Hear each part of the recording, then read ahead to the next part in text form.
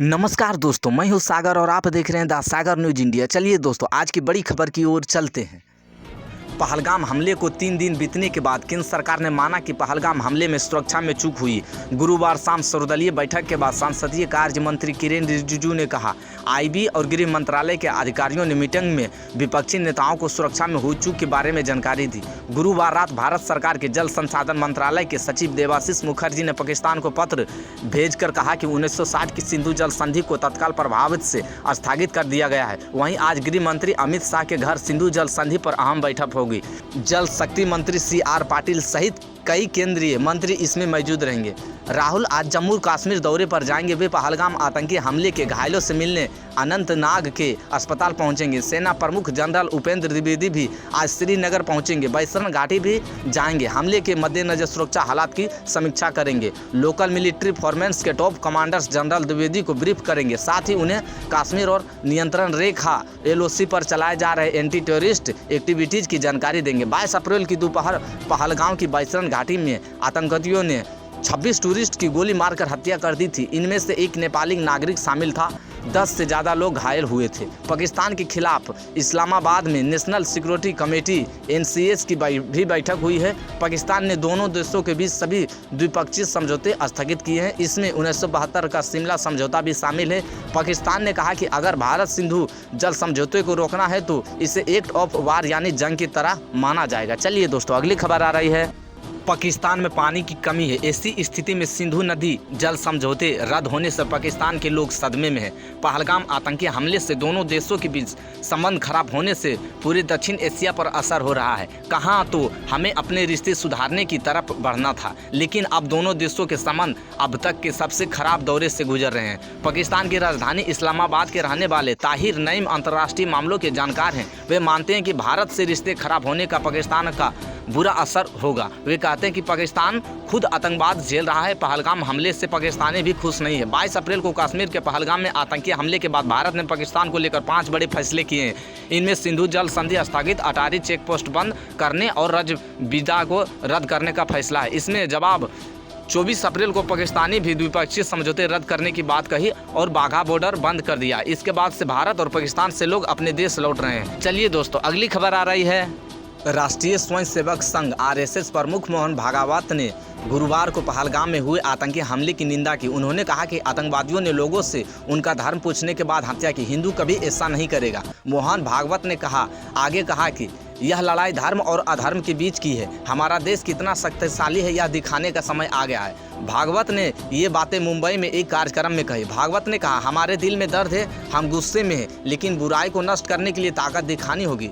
भागवत ने उदाहरण के तौर पर अपने भाषण में बताया कि रावण भगवान शिव के भक्त थे, लेकिन वे बुराइयों से दूर नहीं रह सके। भगवान राम ने रावण को सुधारने का मौका भी दिया, लेकिन बाद में सबक सिखाना ही पड़ा। चलिए दोस्तों, अगली खबर आ रही है। पहलगाम अटैक के बाद गुरुवार को बिहार के मधुबनी पहुंचे PM मोदी ने कहा, पहलगाम के दोषियों को मिट्टी में मिलाने का समय आ गया है। आतंकवादियों को कल्पना से भी बड़ी सजा मिलकर रहेगी। आतंकी हमले में किसी ने अपना बेटा खोया, किसी ने भाई, किसी ने जीवन साथी खोया। इनमें से कोई बांग्ला बोलता था, कोई कन्नड़, कोई गुजराती था, कोई बिहार का लाल था। आज सभी की मृत्यु पर कारगिल से कन्याकुमारी तक हमारा आक्रोश एक जैसा है। पहलगाम आतंकी हमले पर PM मोदी ने दुनिया को मैसेज देने के लिए मन से अंग्रेजी में कहा, हम उन्हें धरती के अंतिम छोर तक खदेड़ेंगे।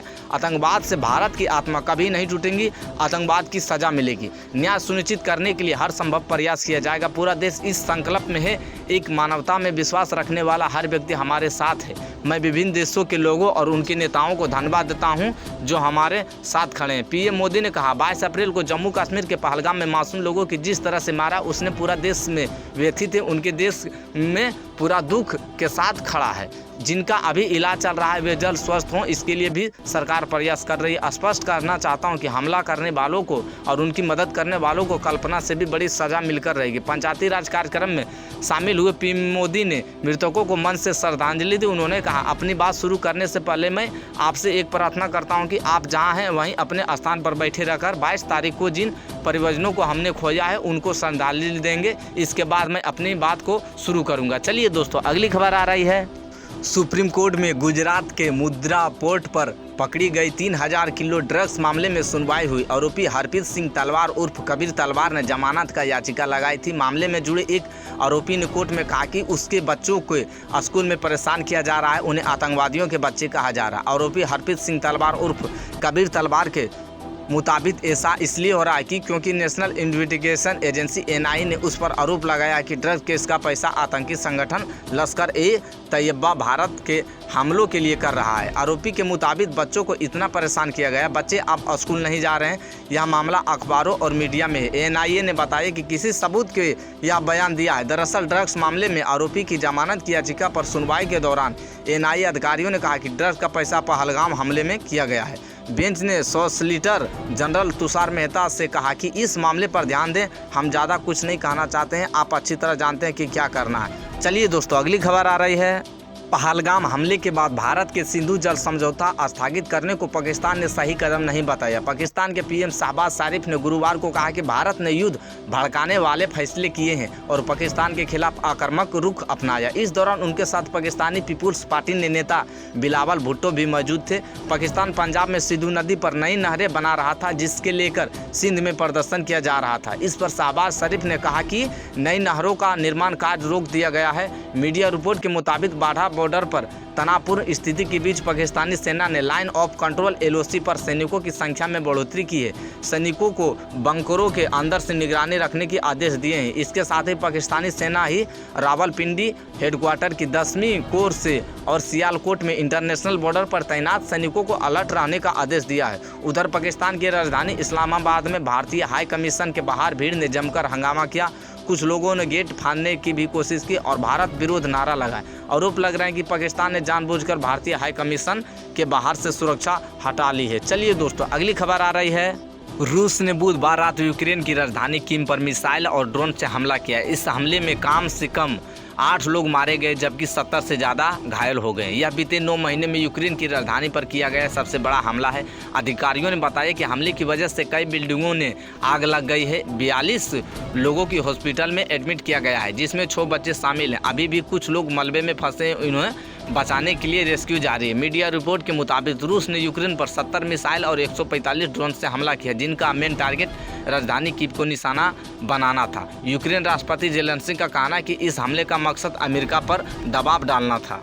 जुलाई 2024 के बाद कीव पर सबसे बड़ा हमला हवाई हमला। राज्य इमरजेंसी सर्विस ने टेलीग्राम लिखा कि जहां हमला हुआ है वहां मलबे के नीचे दबे लोगों की तलाश जारी है। कीव में 13 जगहों को निशाना बनाया गया है, जिसमें रिहायशी इमारतें और पब्लिक इंफ्रास्ट्रक्चर भी शामिल है। वहीं यूक्रेनी विदेश मंत्री एंड्री सिबिहा ने एक्स पर कहा है कि इन हमलों से पता चलता है कि यूक्रेन नहीं बल्कि रूस शांति के लिए बाधा है। कीव के मेयर विटाली ल्युटोस्को ने कहा कि राजधानी में अब तक 8 लोगों के मारे जाने की पुष्टि हो चुकी है। हालांकि अधिकारियों ने पहले कहा था कि 9 लोग मारे जा चुके हैं। रूस ने रक्षा मंत्रालय ने कहा कि उसने यूक्रेन के एविएशन, मिसाइल और स्पेस मैकेनिकल इंजीनियर और बख्ताबरंद इंडस्ट्रीज रॉकेट फ्यूल और बारूद प्रोडक्शन ठिकानों पर लंबी दूरी के हवा, जमीन और समुद्र से हमला करने वाले हथियारों और ड्रोन के जरिए हमला किया। हमले का उद्देश्य पूरा हो गया है, सभी टारगेट हिट हो गए हैं। चलिए दोस्तों, अगली खबर आ रही है। मौसम विभाग ने 4 राज्यों को छोड़कर गुरुवार को पूरे देश में हीट वेव का येलो अलर्ट जारी किया है। पश्चिम बंगाल के कुछ हिस्सों, ओडिशा और तेलंगाना में ऑरेंज अलर्ट है। सिर्फ लद्दाख, जम्मू कश्मीर, हिमाचल प्रदेश, उत्तराखंड, गुजरात, गोवा और महाराष्ट्र के कुछ हिस्सों में गर्मी से थोड़ी राहत की उम्मीद है। भीषण गर्मी के चलते झारखंड सरकार ने स्कूलों के समय में बदलाव किया है। KG से 8वीं तक की क्लासेज सुबह 7 बजे से 11:30 बजे तक चलेगी। वही सीनियर स्टूडेंट की क्लास 12 बजे तक रहेगी। नई टाइमिंग 26 अप्रैल से अगले आदेश तक लागू रहेगी। बीते दिन राज्य के डाल्टनगंज का तापमान 43 डिग्री तक पहुंच गया, जबकि महाराष्ट्र के ब्रह्मपुत्री का तापमान देश में सबसे ज़्यादा 45.9 डिग्री दर्ज किया गया है। इसके अलावा मौसम विभाग ने अरुणाचल प्रदेश, असम, मेघालय समेत सभी नॉर्थ ईस्ट राज्यों में भारी बारिश की चेतावनी जारी की है। साथ ही जम्मू कश्मीर, लद्दाख, हिमाचल प्रदेश, उत्तराखंड में हल्की बारिश का अनुमान है। 28 अप्रैल तक राजस्थान, पंजाब, हरियाणा, दिल्ली, मध्य प्रदेश, छत्तीसगढ़, गुजरात, उत्तर प्रदेश में हीट वेव रहेगी। बिहार, झारखंड, ओडिशा और पश्चिम बंगाल में अगले 26 अप्रैल तक तेज गर्मी पड़ेगी। अरुणाचल प्रदेश असम, मणिपुर, मेघालय, मिजोरम, नागालैंड, त्रिपुरा, सिक्किम में 27 अप्रैल तक बारिश होने की संभावना है। तो दोस्तों, अगर ये वीडियो आपको पसंद आया हो तो लाइक, शेयर, कमेंट करें और चैनल को सब्सक्राइब करें। मिलते हैं फिर अगले वीडियो में, तब तक के लिए धन्यवाद।